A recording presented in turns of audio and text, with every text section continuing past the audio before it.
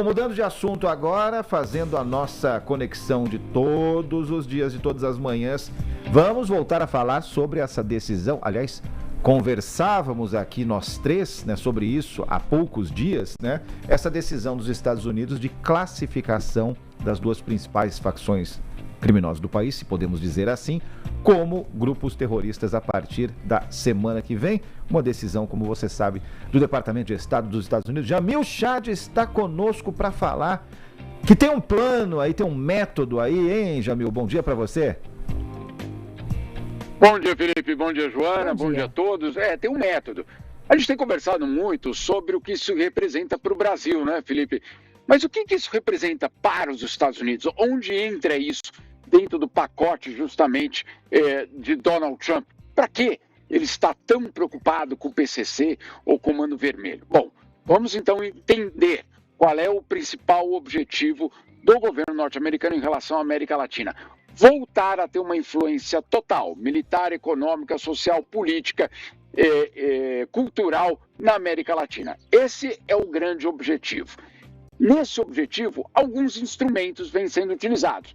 Tarifas, uma aproximação em relação a alguns países por conta de terras raras e tantos outros temas. E tem um tema que o governo norte-americano colocou como foco, claro, o narcotráfico. Aí você pensaria, bom, então eles estão interessados em combater o narcotráfico na América Latina? Bom, se a gente for ler o que os documentos norte-americanos trazem, Felipe, eles põem a história da seguinte forma: colocar o narcotráfico latino-americano como um grupo terrorista, como um movimento terrorista, nos autorizaria, no caso o governo norte-americano, nos autorizaria a tomar qualquer tipo de medida contra aquele país, aquele sistema financeiro, aqueles políticos, caso tenham qualquer tipo de relacionamento com aqueles grupos, ou seja, nos dá muitas armas para influenciar, para controlar justamente aquele país ou aquela região. Então, o narcotráfico, no fundo, é um instrumento do governo norte-americano para ampliar a sua influência na região, para transformar justamente essa guerra contra o terror, na verdade, num instrumento de ampliação do que eles mesmos falam, não sou eu que estou dizendo, Felipe, eles mesmos falam na militarização da presença norte-americana na região.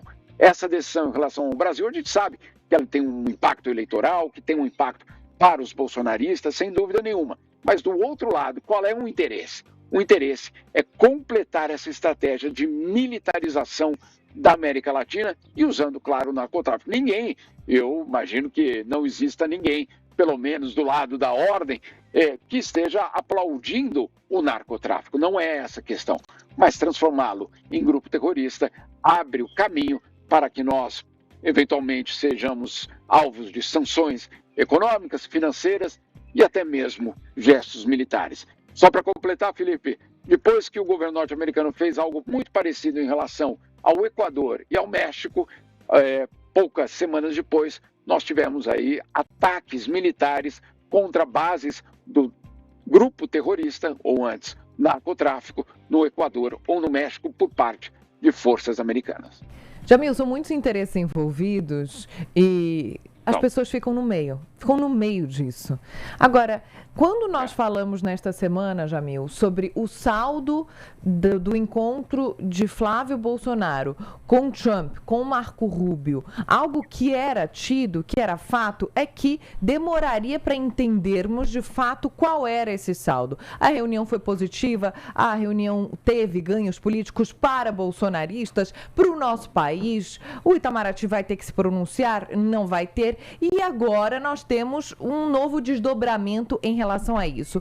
Como é que você analisa e o que você apurou em relação ao que o Itamaraty vai fazer em relação ao encontro? Estou falando do encontro, ou seja, o encontro agora incomodou? Se antes não tinha incomodado tanto, agora ele incomoda? Joana, bom ponto que você trouxe. Inclusive, nós falamos sobre isso no começo da semana. O governo brasileiro muito atento a quais seriam as consequências. Não a foto, mas as consequências. A foto, ou Donald Trump receber uma pessoa ou outra, não há nada que o Brasil possa falar, possa dizer.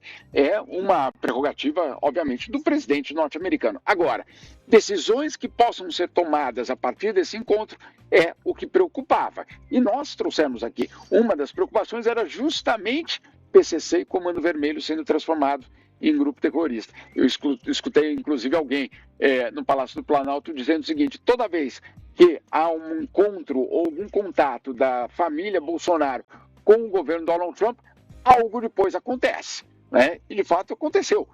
O tarifaço em 2025, Lei Magnitsky e agora, claro, essa decisão contra o Brasil. Nesse caso específico, o governo brasileiro, sem dúvida nenhuma, considera como uma ingerência no processo eleitoral brasileiro. Por quê? Porque, claro, isso não acontece por acaso. Isso acontece a partir do pedido de um candidato. Insisto, é uma espécie de pacto, Joana. De um lado, tem um candidato que, obviamente, vai utilizar isso durante toda a campanha eleitoral, vai, além disso, abafar o caso Master, usando justamente, virando a página e dizendo agora vamos falar do crime organizado. E, claro, nós temos do lado norte-americano um enorme interesse. Encontramos alguém que está disposto a aceitar o nosso pacote. Qual é o nosso pacote? De influenciar no futuro militar da América Latina. É um casamento de interesses. É isso que nós vimos. E por conta dessa relação agora, sem dúvida nenhuma, teremos uma repercussão dentro do governo brasileiro, sem dúvida nenhuma, talvez até mesmo nas próximas horas. Jamil, muito obrigada pelas informações. Quem está nos acompanhando aqui no nosso canal do YouTube está vendo o Jamil num parque muito bonito, um dia ensolarado. O assunto é importante para o nosso noticiário, é urgente e também é, do ponto de vista histórico e geopolítico, interessante, por conta de todos os desdobramentos. Então a gente poderia aqui ficar falando, analisando, desde a semiótica até, de fato, as implicações na economia e tudo mais. Mas, infelizmente, não temos tempo. Muito obrigada e até segunda. Bom fim de semana a todos. Valeu.